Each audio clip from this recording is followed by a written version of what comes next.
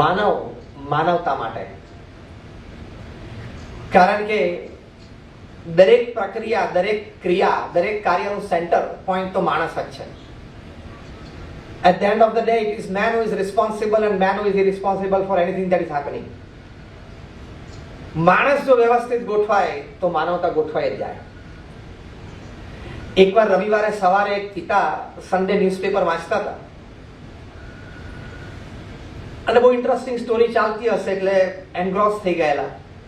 એમાં એમનો નાનો 8 વર્ષનો બાળક એને પપ્પાને કીધું કે પપ્પા તમે મને કહેલું કે હું તને એક બેટ લાવી આપીશ, તમે અઠવાડિયામાં 3-4 વખત મેં તમને યાદ કરાવ્યું, તમે કીધું આજે કાલે એમ કરતા કરતા અઠવાડિયું જતો રહ્યો. ગીવ મી અ બેટ. કારણ કે મારે આજે સન્ડે નૂન ટાઈમ મારે એક મેચ છે અને મારે મારું બેટથી મારી મેચ રમવી છે. કોઈ પણ બાળકને પોતાના બેટ લઈને મેચ રમવા જવું ને એનો એક આનંદ હોય છે. એને પપ્પાએ કીધું આજે તો બધી શોપ બંધ હોય, હું તને કાલે લાવી આપીશ. પપ્પા તમે ગયા રવિવારે આવું કરેલું, કંઈક વાતચીત ચાલી. એટલે પેલા ફાધરે થયું કે આ બહુ ઇન્ટરેસ્ટિંગ સ્ટોરી છે સન્ડે ન્યૂઝપેપરની, આને કંઈક મારે એંગેજ કરી દેવો જોઈએ. એટલે આજુબાજુ જોયું કે આને એંગેજ કરવા માટે શું છે. એટલે ત્યાં એક A4 પેપર સાઇઝ ઉપર એક વર્લ્ડ મેપ હતો, દુનિયાનો નકશો હતો. એમ થયું કે આને એંગેજ કરી શકશે. એટલે એના પિતાએ એને 12 કે 16 પીસીસ કરી નાખ્યા, ફાડી નાખ્યું. અને બાળકને કહ્યું જો આ વર્લ્ડ મેપ છે દેખાડેલો, હવે તું આને પાછું સરખું કરી લાવ એટલે હું તને તરત બેટ આપી દઉં. કારણ કે પિતાને કોન્ફિડન્સ હતો કે 8 વર્ષનો છોકરો 3જા ધોરણમાં એને દુનિયાનો નકશો તો જોયો જ ના હોય અને ગોઠવતા તો આવડે જ નહીં, કારણ કે જ્યોગ્રાફી હજી ભણ્યો જ નથી. એને પાછા એના પિતા સન્ડે ન્યૂઝપેપર વાંચવા માંડ્યા. ત્યાં પેલો બાળક 10 મિનિટમાં પાછો આવ્યો, સરસ સેલોટેપથી ચોંટાડીને આખો દુનિયાનો નકશો. પિતાજીએ જોયું તો બહુ આશ્ચર્ય થયું. એને પિતાએ કીધું મેં તને કહેલું કોઈની હેલ્પ નહીં લેવાની, તારા મધરની, તારા એલ્ડર સિસ્ટરની કોઈની હેલ્પ નહીં લેવાની. તો કે મેં ક્યાં કોઈની હેલ્પ લીધી છે, મધર ને સિસ્ટર તો ઘરમાં છે જ નહીં, તો બહાર ગયા છે. ફાધરને બહુ આશ્ચર્ય થયું કે કેવી રીતે થયું, આ શક્ય જ નથી. એટલે એને બાળકને પૂછ્યું કે તે કોઈ દિવસ વર્લ્ડ મેપ જોયો જ નથી? તો કે ના મેં જોયો જ નથી, પહેલી વાર અત્યારે જોયો. અને એ તો મેં તને ફાડીને આપ્યું તો કેવી રીતે ગોઠવી આપ્યું? ત્યારે પેલા બાળકે હસતા હસતા એના પપ્પાના હાથમાંથી A4 સાઇઝ પેપર લઈ અને ટર્ન અરાઉન્ડ કર્યું કે પપ્પા પાછળ છે ને એક માણસ ઉભેલોનું ચિત્ર હતું, મેં માણસ ગોઠવી નાખ્યો, ગોળ ફેર્યો એટલે આગળ દુનિયા ગોઠવાઈ ગઈ. માણસ ગોઠવાય એટલે દુનિયા ગોઠવાઈ જાય. એને એક ઉભો માણસ હતો એટલે નાના બાળકને 3 મોઢું, છાતી, હાથ, પગ એટલું તો ગોઠવતા આવડી જાય ને, એટલે આગળ એની દુનિયા જાતે. Adjust yourself and your world will get adjusted. As simple as that. તમારે કોઈ ફરિયાદ જ નહીં રહે, તમે બરોબર એડજસ્ટ થાવ તમારી પર્સનલ લાઈફમાં, તમારી ફેમિલી લાઈફમાં, તમારા સોશિયલ લાઈફમાં, તમારા પ્રોફેશનલ કરિયરમાં, વોટએવર. તમે જો પ્રોપર એડજસ્ટ થઈ જાઓ ને તો you don't have any complaints. Because then you have the virtue of acceptance, you have the virtue of compromise, you have the virtue of adjustment, you have the virtue of tolerance. આ બધું એડજસ્ટમેન્ટમાં આવે છે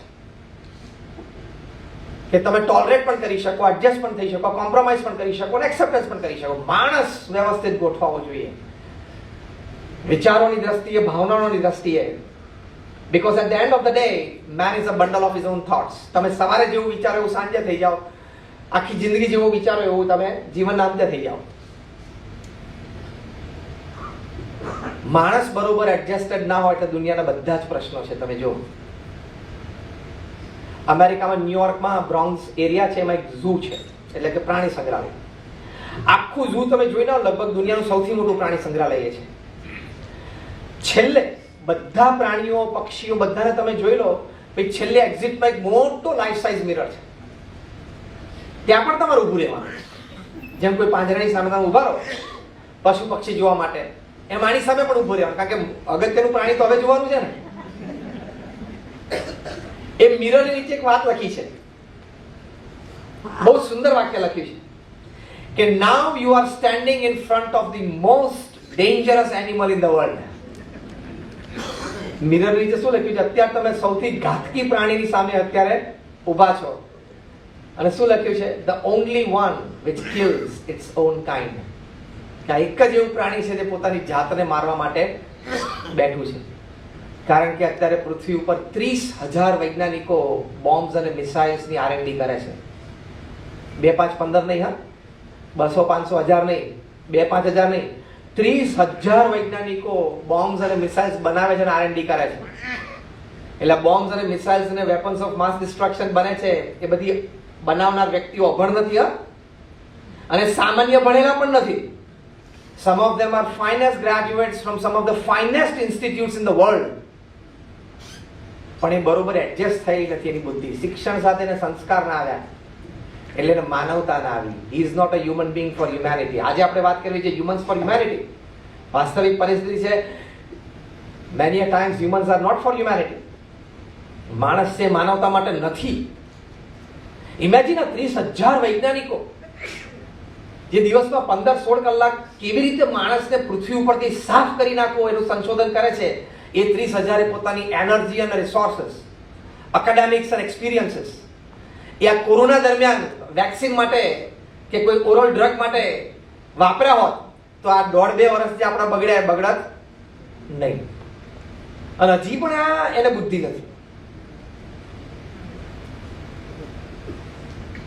એટલે પ્રમુખ સ્વામી મહારાજ જ્યારે 1988ની સાલમાં United કિંગડમમાં પાર્લામેન્ટમાં એમની પધરામણી થઈ અને બ્રિટિશ પાર્લામેન્ટે પ્રમુખ સ્વામી મહારાજનું સ્ટેન્ડિંગ ઓવેશન સાથે સન્માન કરેલું, તે વખતે ત્યાં પાર્લામેન્ટના સ્પીકર મિસ્ટર પોલ બોટેંગ, એ પોતે મેમ્બર ઓફ પાર્લામેન્ટ હતા, એમણે પ્રવક્તા તરીકે પ્રમુખ સ્વામી મહારાજના પરિચયમાં એક બહુ જ સુંદર વાત કરી કે સ્વામી, અમે તમને અહીંયા બોલાવ્યા છે, બહુ હેતુસર બોલાવ્યા છે, અને અમારો હેતુ એ છે કે અમે મહાસત્તા છીએ અને મહાસત્તા એટલા માટે કહેવાય છે કે અમને લોકોને સારી રીતે મારતા આવડે છે. મહાસત્તાની એક જ ડેફિનેશન છે, who is called a superpower when the country possesses or is well equipped to kill people quick. જલ્દી લોકોને મારી શકવા માટે તાકાત હોય એટલે મહાસત્તામાં, બીજું કહેવાતું નથી. પોલ બોટેંગે પાર્લામેન્ટમાં વાત કરી in the presence of all the MPs કે we know how to kill humans fast and so we are a superpower. આ બીજી વાત કરી. પછી ત્રીજી વાત એમણે કરી કે સ્વામી, આજે અમે તમને પાર્લામેન્ટમાં એટલા માટે બોલાવ્યા છે કે તમે અમને માનવતા શીખવાડો, અમને માનવ બનાવતા શીખવાડો ને, એટલા માટે અમે તમને પાર્લામેન્ટમાં બેસાડ્યા છે. અમે MP તો છીએ જ, મેમ્બર ઓફ પાર્લામેન્ટ તો છીએ જ, પણ અમારે માણસ બનવું છે. we want to be humans and so we have called you here. એટલે માણસ છે માનવતા માટે છે, બાકી બધું કામ જે માણસ કરે છે ને એ તો બાકીના પ્રાણીઓ કરે છે. બાકી બધું કામ જે માણસ કરે છે માનવતા સિવાયનું, એ બધું કામ તો બીજા પ્રાણીઓ કરે છે. So there lies no difference between a human being and any other animal if he doesn't show absolute humanity.